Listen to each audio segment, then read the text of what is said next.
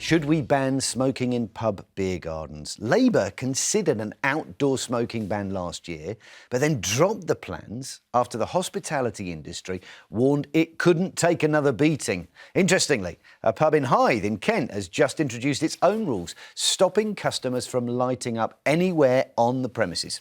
John Garrod, landlord of the Hope Inn, says he wants punters to enjoy their food and drink without being surrounded by second-hand smoke. However, locals say the pub will lose customers. What do you think? Are you in favour of a ban? Darryl, what do you think? If you're there with your baby daughter in a pub garden, yeah. Is that something that offends you, that upsets you? Big time. And actually, this literally happened last week. So I was Tuesday afternoon. I went out for some lunch with the family and took baby Molly with us. We went somewhere that has a really good, expansive outdoor space because it was a beautiful day as the weather's been so great. And we sat there and we had some lunch. And all of a sudden, the woman to the back of me lights up, and we are engulfed in her second-hand smoke. And, you know, that obviously is a pain in the backside for me and for the family, but it's really dangerous for Molly. In smoke? I mean... Is that exaggeration? Engulfed. We were engulfed. Was it like a Cliff Richard video when it's all that smoke? Exactly. I felt like it was stars in their eyes when I was coming through as somebody else. And it's not acceptable. I mean, why should I have to, in a public setting like that, inhale your second-hand smoke? Some people would say, well, don't go into a pub garden, because that's what you'll find there. You'll find people drinking, you'll find people smoking. But it's still a public space, and it's still, particularly on a nice day like that, the alternative then for me is that I have to go and sit inside, right? And you know, I think we've got to think of ourselves. Maybe just say to the lady, could we, you know, first eat and then light up?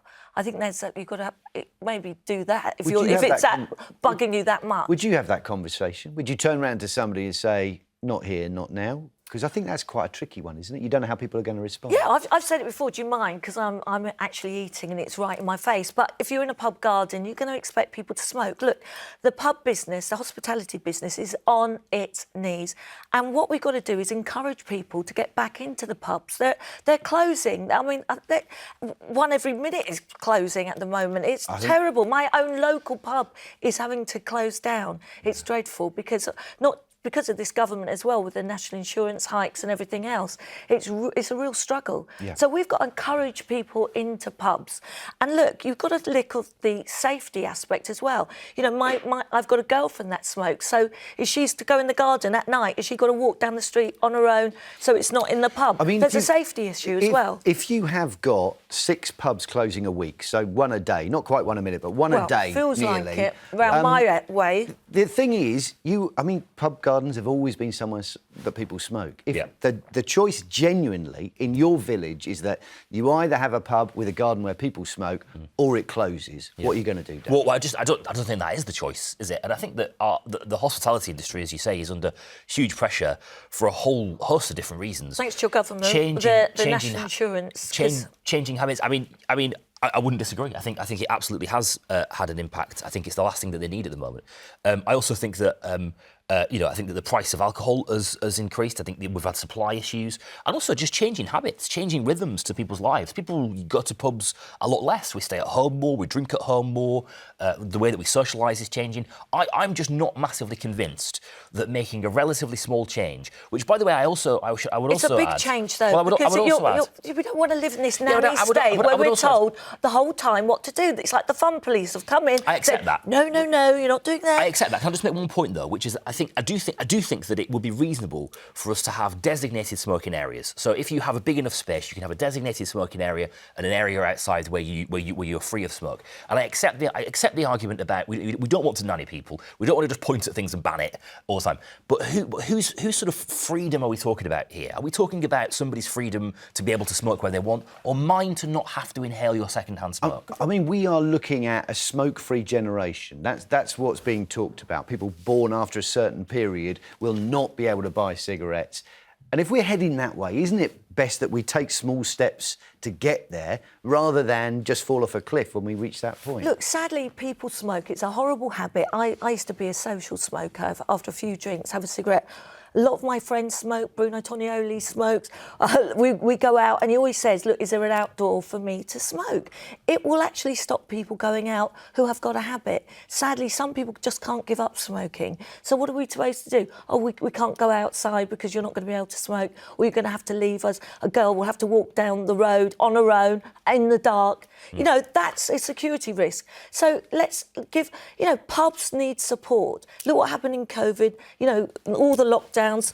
They're on their knees at the minute, and this is the last thing they need. We've proven, by the way, that isn't true, though, because when we introduced, when the smoking ban came into effect in, what was it, 06 or 07, we didn't see attendance to pubs fall off a cliff. We've seen a gradual decline. They're in a bad way. We've seen one close almost every day. We certainly have, but I think we have to sort of put that into context. That is a gradual decline over a period of time. Come to my village. Everyone loves going to the pub. What we didn't see was an immediate fall off a cliff in that period. Actually, if anything, it's made hospitality venues more hospitable. OK, let's take some calls. We've got loads coming in. George is in Norfolk. What do you reckon, George? Should we ban smoking outside pubs?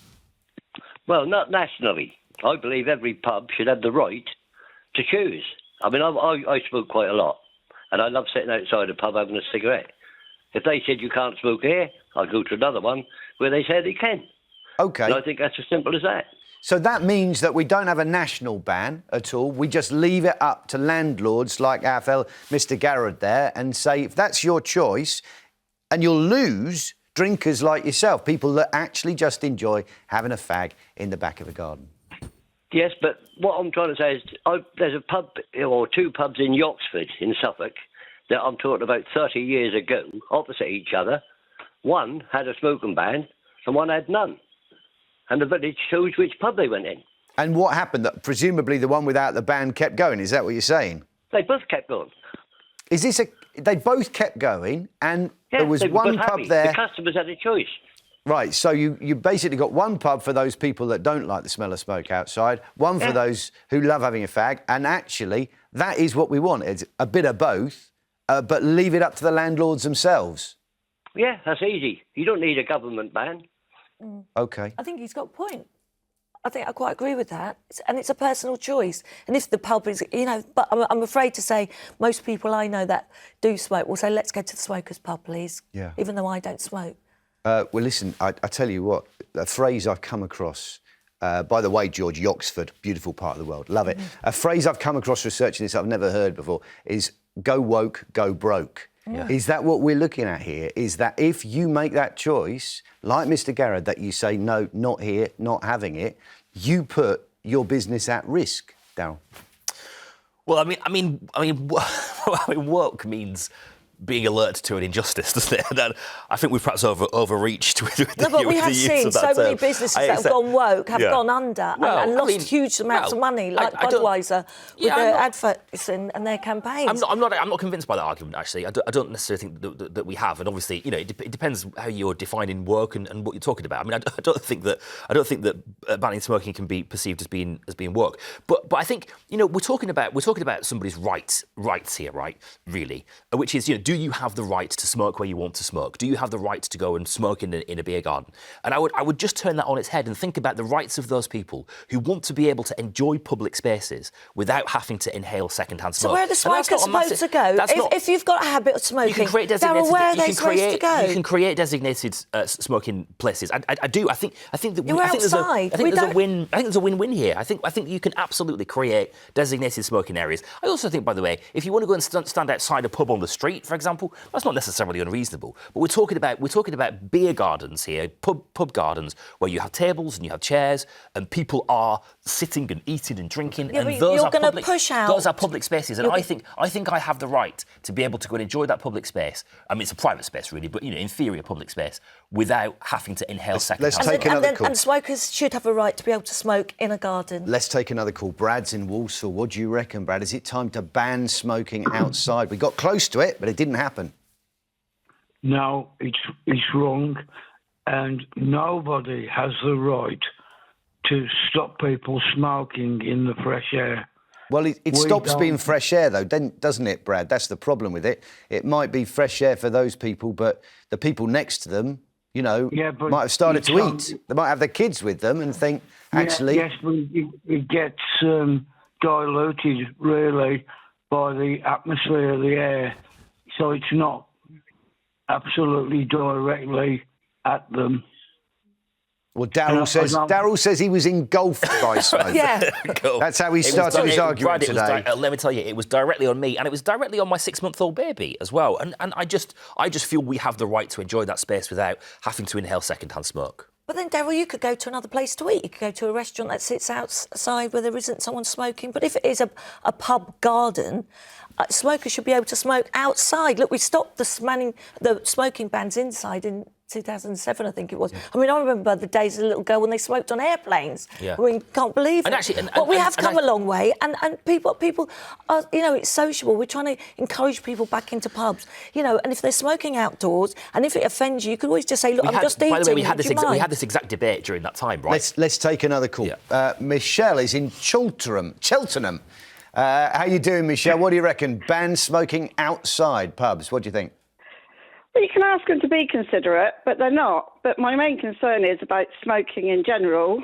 Is Roy Castle died of secondary smoking, and if you have to go, you know, if you want to be at cafes, pubs, any of these event places which are suffering, you feel like you can't sit outside because they feel that's their domain.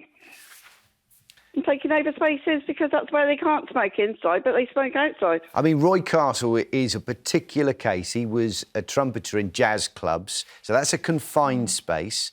Obviously, playing the trumpet as a musician like that, you're inhaling hugely. I can't remember how much of that was part of his story, which is tragic. But that's not what we're talking about here, is it? We're talking about open air space where the air can circulate and you've got space to move away from people if you choose. But if they then come and, if you're sat there with your meal, with your family, and then somebody then comes and sits behind you while you're in the middle of sitting and eating, what do? Pick up the whole thing? Well, what do we else? do at the moment? Because this is the situation we have at the moment. So what do we do? Do we just move somewhere else, or do we just accept that that's what happens in pub gardens? Well, no, because some pub gardens do have designated areas. So you'd go with Darryl's idea then of creating a space where smokers are welcome and keeping that far away from maybe where there are people with their families? Yeah. OK. Let's take another call. Edward's in Suffolk. Not Yoxford, are you, Edward? Sorry? Don't worry, it's just me. No, I think... What do you think? What do you think? Would you ban smoking in pub gardens, Edward? No, because that young man who went for a meal... Darryl. Darryl. That's here I am. Yeah. Young man, I'll take that. I'll take young that. man who went for a meal Yeah. in your studio there knew that there was smoking outside. You knew there was smoking outside, didn't you? Well, I mean, I didn't massively consider it, no. And you know, whether I knew or not, my argument, Edward, is that I should be able to go and enjoy an outside space like that without having to inhale somebody else's second-hand smoke. Yeah, so should a smoker be able to enjoy his meal outside? But OK, so why didn't you go inside? OK, why didn't you go inside and have your meal and then go out for a walk afterwards? OK, I take the point. I suppose the point here is, Edward, is that somebody in this equation has to be inconvenienced, right? Somebody has to be inconvenienced, whether it's me or the smoker. And who is that person? Who is the person that should be inconvenienced in that context? So where's the smoker supposed to go then? It should be the smoker. It should absolutely be the smoker. But where should the smoker go? He can't smoke inside. Can't. It's a To pub be fair, garden. Lizzie, there's a lot of outside, isn't there? There's a lot There's a hell of a outside, lot of outside. which is not a pub garden. I know, It could but be a then- car park, but then or it you've could be somewhere else. Look, I've got another friend I've just thought of who's disabled. His wife smokes. So what, is she supposed to leave him and then walk off? You know, and you have that safety aspect, which I don't think you're thinking of as a woman. You could is a also- worry. There's another option, by the way, which is that you don't smoke. Do you have to smoke all the time? Sadly, it's a habit. If you're Some going to people make, can't stop. wait a minute. If you're going to make a decision like that, and you're going to make a health choice like that, then you should do it in your own time, in your own space. We're going to have Maybe to go just- to the break. We're going to have to go to the break. It's an argument that's not going anywhere.